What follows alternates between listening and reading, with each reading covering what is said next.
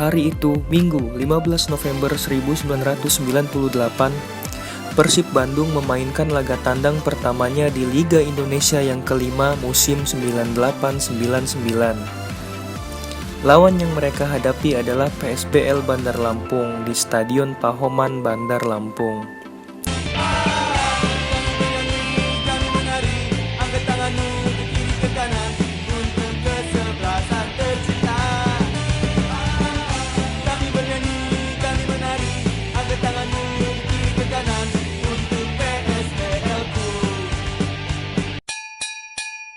Kala itu, skuad inti Persib dihuni pemain-pemain top dan beberapa berlangganan menjadi pemain timnas seperti Yadi Mulyadi, Yaris Rialdi, Robi Darwis, Sutiono Lamso, dan Asep Dayat.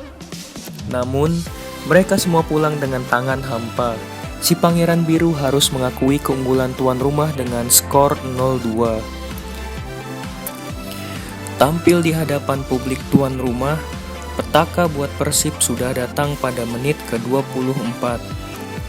Akibat sebuah pelanggaran di kotak terlarang, wasit London Waropen menghukum Persib dengan tendangan penalti.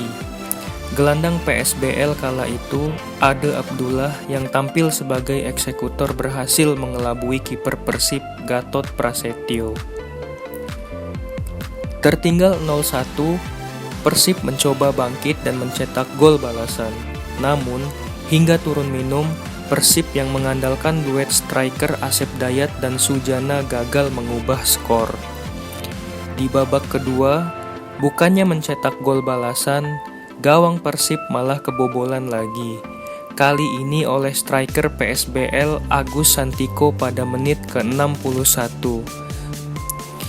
Skor 2-0 untuk keunggulan tuan rumah bertahan hingga laga berakhir. Tak hanya itu saja, di musim itu pula, PSBL Bandar Lampung mampu menahan imbang Persija Jakarta yang kala itu keluar sebagai juara grup. PSBL Bandar Lampung mampu menahan imbang mereka sebanyak 2 kali, baik laga kandang maupun tandang, dengan skor 1-1 di laga yang dimainkan di Stadion Pahoman, dan skor kacamata di laga tandang di Stadion Lebak Bulus. Pada musim itu, PSBL berada di grup B di divisi Barat bersama Persija Jakarta, Petrokimia Putra, Persib Bandung, dan Persita Tangerang. Dan mereka mengamankan posisi di peringkat 4 klasemen grup. Pada musim sebelumnya di musim 96-97, dengan format 33 tim dibagi dalam 3 wilayah, yaitu Barat, Tengah, dan Timur, PSBL meroket di posisi 6 dalam grup wilayah Barat yang diisi oleh 11 tim. Kala itu, PSBL diperkuat oleh pemain-pemain seperti sang kapten Ade Abdullah, Agus Santiko, dan Stephen Weah yang merupakan adik dari legenda AC Milan George Weah. Yang membawa tim ini tembus ke divisi utama Liga Indonesia kala itu adalah peran dari pelatih asal negeri Ratu Elizabeth, Paul Cumming. Namun, prestasi PSBL Bandar Lampung akhirnya harus terhenti pada tahun 2002. Mereka terdegradasi dan tak pernah bisa lagi kembali ke kompetisi kasta tertinggi. Itulah salah satu cerita klub sepak bola asal Lampung di kasta tertinggi sepak bola Indonesia. Ternyata, PSBL bukan satu-satunya klub sepak bola asal Lampung yang pernah bermain di kompetisi kasta tertinggi sepak bola Indonesia. Dilansir Indosport tentang mengenang kejayaan 3 klub Lampung di kasta tertinggi sepak bola Indonesia, PSBL termasuk di dalamnya, dan klub tersebut adalah yang paling muda di antara 2 lainnya. Siapa saja kedua klub tersebut? Yang pertama, Jaka Utama Lampung, yang bermain di kompetisi Galatama atau Liga Sepak Bola Utama sebelum diganti menjadi Liga Indonesia. Tercatat Jaka Utama Lampung eksis di liga ini di medio 1979 hingga 1982 silam. Kiprah Jaka Utama Lampung di gelaran Galatama memang tidak gemilang. Mereka tidak pernah sekalipun bisa meraih gelar juara. Namun, beda cerita ketika Jaka Utama Lampung dipercaya untuk mewakili Provinsi Lampung dalam PON 1981 cabang olahraga sepak bola. Jaka Utama Lampung berhasil meraih kejayaan di sana. Mereka menjadi juara setelah dalam laga final mampu mengalahkan tim PON Provinsi Sumatera Utara lewat babak adu penalti. Dikutip dari tirto.id pada tahun 2018, Purnawirawan Perwira Tinggi Polri yang juga tokoh masyarakat adat Lampung, Brigjen Polisi Ike Edwin mengatakan, banyak yang tidak tahu kalau Lampung itu pernah juara PON sepak bola. Nama klubnya Jaka Utama.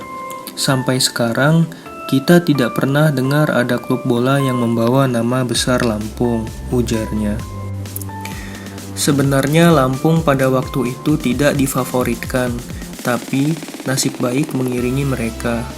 Setelah dibantai 0-5 oleh Irian Jaya di pertandingan akhir fase grup, nilai dan selisih gol Lampung sama dengan Bali.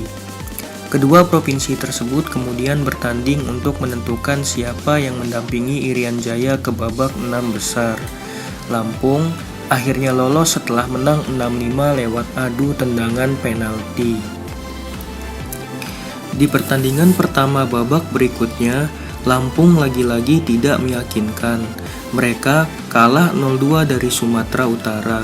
Namun beruntung, mereka berhasil mengalahkan Daerah Istimewa Aceh dengan skor 2-0, sehingga lolos ke babak semifinal.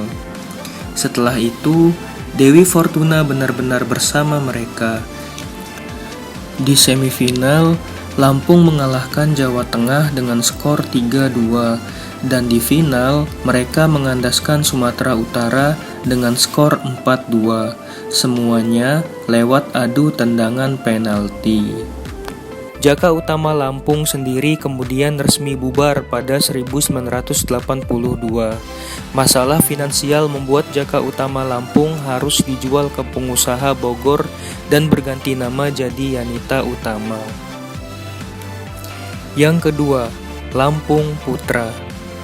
Sepak bola Lampung masih punya sejarah di era Galatama, khususnya pada klub bernama Lampung Putra, yang berkiprah dari tahun 1988 hingga 1990. Nama Lampung Putra sendiri tak terlalu banyak beredar sejarah kejayaannya. Lihat saja, kiprah mereka di kancah sepak bola nasional hanya bertahan sekitar 2 tahun saja. Namun, ada satu yang paling bisa dikenang, yaitu debut pahit Lampung Putra di kompetisi Galatama.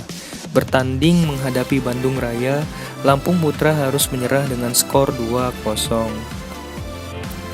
Kini, daerah Lampung nampaknya akan segera kembali bisa menghiasi kasta tertinggi sepak bola Indonesia.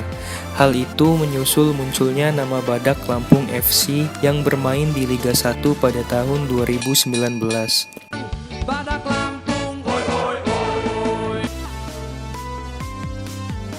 Namun, sepertinya warga Lampung harus bersabar menantikan lagi tim dari daerah ini untuk bermain di kompetisi kasta tertinggi nasional. Karena pada akhir musim, Badak Lampung FC terdegradasi dan harus berlapang dada bermain di Liga 2. Kita doakan dan kita nantikan saja apakah tim ini akan menorehkan tinta emas dalam sejarah persepak bolaan negeri Sang Bumi Ruwajurai